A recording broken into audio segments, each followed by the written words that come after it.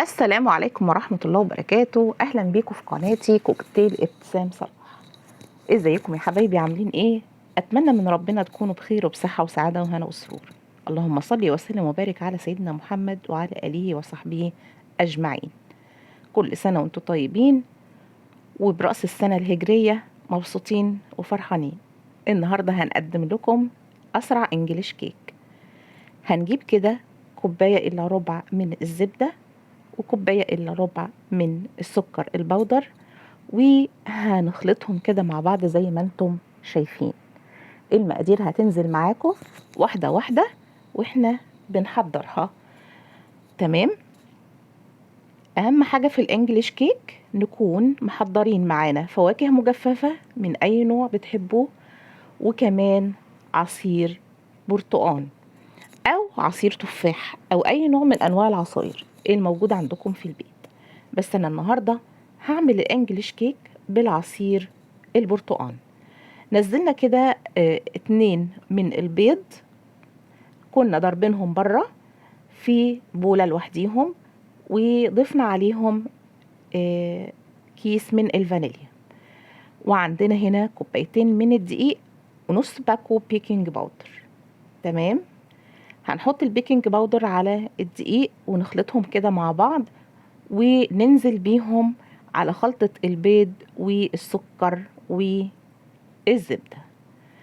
طبعا الخلطة بتاعتنا كده هتبقى قاسية شوية، بس هو ده القوام بتاع الانجليش كيك بتاعنا. هنستمر كده في الضرب زي ما انتم شايفين معايا ما شاء الله. هنحاول كده نخلي الخليط يتجانس مع بعضه، وهننزل بالمكسرات والفواكه المجففة بتاعتنا.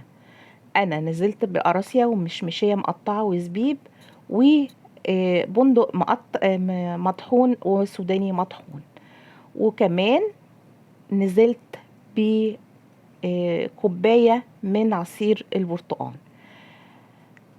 على حسب القوام بتاعنا. يعني ممكن نستعمل الكوباية كلها وممكن نستعمل أقل منها شوية. تمام. هنضرب كده كل الخلطة مع بعضها، وهنحضر قالب انجليش كيك. هنحط فيه زبدة وهنبدره بشوية من الدقيق علشان ننزل بيه الخليط بتاعنا في قلب القالب بتاعنا. يعني هننزل بالخليط في القالب بتاع الانجليش كيك زي ما انتم شايفين القوام كده. طبعا هنحضر الفرن بتاعنا على 180 درجة علشان ندخل القالب والفرن سخن. ما شاء الله النتيجة ناجحة جدا وزي الفل، بسم الله ما شاء الله. هتعجبكم جدا، جربوها وقولوا لي في الكومنتات وصلتوا لايه. لازم نخبط كده القالب كويس جدا علشان ما يبقاش فيه حاجة عالية وحاجة واطية.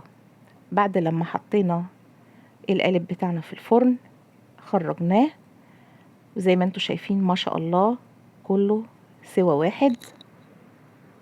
وهنبدأ بقى عملية التقطيع. عايزة تقطعيها من الجهة السفلية مفيش مشكلة زي الطريقة دي. عايزة تقلبيها وتقطعيها من فوق برضو مفيش أي مشكلة.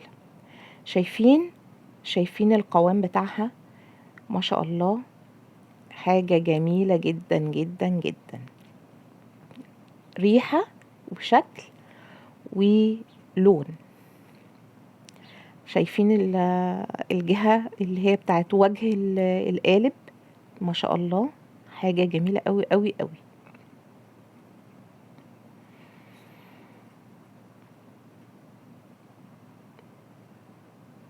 طعم تحفة تحفة، ألف هنا. لو عجبكم الفيديو بتاعي ما تنسوش تدعموني بلايك وشير وسبسكرايب وكومنت عشان يوصل لكم كل جديد هقدمه لكم في قناتي، قناة كوكتيل ابتسام صلاح. ما شاء الله صورة جميلة، طعم جميل، ألف هنا لكل حبايبنا. والسلام عليكم ورحمة الله وبركاته. باي.